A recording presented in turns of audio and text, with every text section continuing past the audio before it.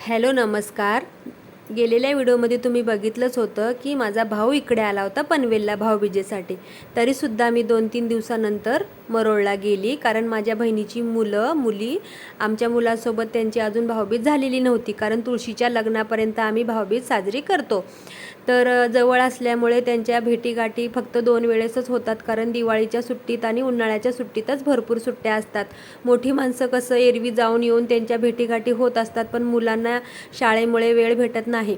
तर त्याच निमित्ताने जवळ आहोत म्हणून आम्ही प्रयत्न करतो की आता मुलं मोठी होत चालली आहेत, तेवढंच त्यांच्या आपुलकी, प्रेम, आठवणी त्यांच्या राहतील म्हणून त्यांना भेटवण्याचा प्रयत्न करतो आणि ते एन्जॉय पण करतात.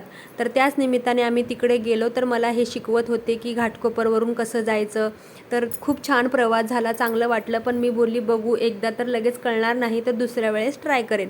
तर गेल्यावर तिकडे काही व्हिडिओ काढला नाही, फक्त एक भाऊबीजेचा व्हिडिओ काढला आणि लगेचच आम्हाला परत यायचं होतं. तर भाऊ तिथे तिकीटपर्यंत सोडायला आला, कारण हे लगेचच आले होते सोडून. मग आम्ही संध्याकाळी येणार होतो. तर आम्ही निघालो तिथून, तिकीटच्या तिथपर्यंत भाऊ आला, मग तिथून पुढे आम्ही तिघं आलो. तर खूप छान मेट्रोचा प्रवास होता, चांगलं वाटलं. बघू मला पुढच्या वेळेस जमतं का. तर तिथे घाटकोपरला उतरल्यावर बघा मी एक छोटासा व्हिडिओ काढण्याचा प्रयत्न केला. छान होतं तिकडे सगळं शॉपिंग करण्यासाठी, असे स्टॉल छान होते, सगळं पर्स वगैरे लेडीज. दादा तर आमचा एवढा थकतो ना, त्याला काही व्हिडिओ काढ म्हटलं तरी आवडत नाही आणि कुठलं काय काम सांगायला पण नको. तर माझ्या हातात मोबाईल चालूच राहिला, हे बघा अशा प्रकारे, आणि असे व्हिडिओ निघत होता.